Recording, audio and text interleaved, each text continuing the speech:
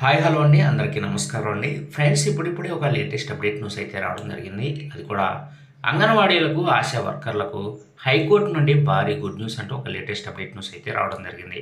అయితే దీని గురించి పూర్తి సమాచారం మనం ఈ వీడియోలో తెలుసుకుందాం. వీడియో ఎక్కడ స్కిప్ చేయకుండా చూసినట్లయితే అప్పుడే మనకు పూర్తి సమాచారం తెలుస్తుంది.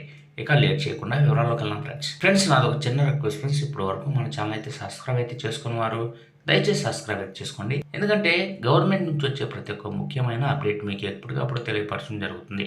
ముఖ్యంగా వీడియో నచ్చితే లైక్ చేయండి ఫ్రెండ్స్. లైక్ చేయడం ద్వారా ఇన్ఫర్మేషన్ అనేది ఎంతోమందికి రీచ్ అవ్వడం జరుగుతుంది.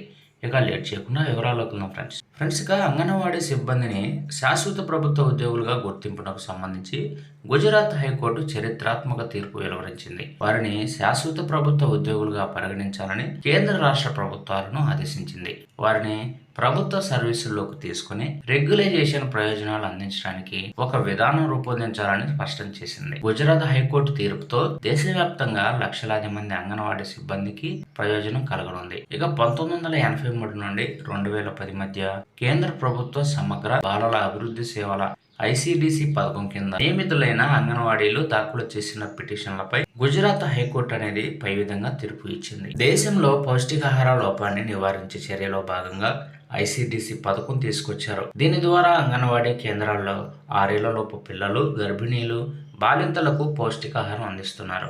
ఈ కేంద్రాల్లో రోజుకు 6 గంటల చొప్పున 10 ఏళ్ల నుంచి పనిచేస్తున్న అంగన్వాడీ కార్యకర్తలు, సహాయకులకు నెలకు 5,000 నుండి 10,000 గౌరవ వేతనం ఇచ్చి సరిపెడుతున్న విషయాన్ని పిటిషనర్లు కోర్టు దృష్టికి తీసుకొచ్చారు. కాంట్రాక్ట్ పద్ధతిలో నియమితులయ్యే 4వ తరగతి ఉద్యోగులకు సైతం 15,000 రూపాయల కనీస వేతన స్కేలును వర్తింపజేస్తున్నారని, వారికన్నా తమకు చాలా తక్కువ జీతాలు ఇస్తున్నారని ఫిర్యాదు చేశారు.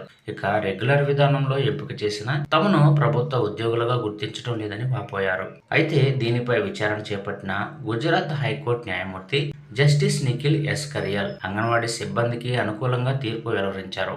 హైకోర్టు వెబ్సైట్లో తీర్పు ప్రచురితమైన తేదీ నుంచి 6 నెలల్లోగా అంగన్వాడీ కార్యకర్తలు, సహాయకులను ప్రభుత్వ సర్వీసుల్లోకి తీసుకునేలా కేంద్ర రాష్ట్ర ప్రభుత్వాలు సంయుక్తంగా ఒక విధానం రూపొందించాలని ఆదేశించారు. ఆ విధానంలో వేతన స్కేలు, బకాయిల చెల్లింపు గురించి స్పష్టంగా వివరించాలని పేర్కొన్నారు. అంతేకాదు, ఈ లోపుగా అంగన్వాడీ కార్యకర్తలను 3వ తరగతి ప్రభుత్వ ఉద్యోగులుగా, అంగన్వాడీ సహాయకులను 4వ తరగతి ఉద్యోగులుగా పరిగణించి కనీస వేతన స్కేలు ప్రకారం వారికి జీత భత్యాలు చెల్లించాలని న్యాయమూర్తి ఆదేశించారు. చూసారు కదా ఫ్రెండ్స్, ఈ అప్డేట్ కనుక మీకు నచ్చినట్లయితే లైక్ చేయండి. మరెన్నో లేటెస్ట్ అప్డేట్ న్యూస్ కోసం మన ఛానల్ అయితే సబ్స్క్రైబ్ అయితే చేసి ఫాలో అవ్వండి friends. Thank you for watching friends.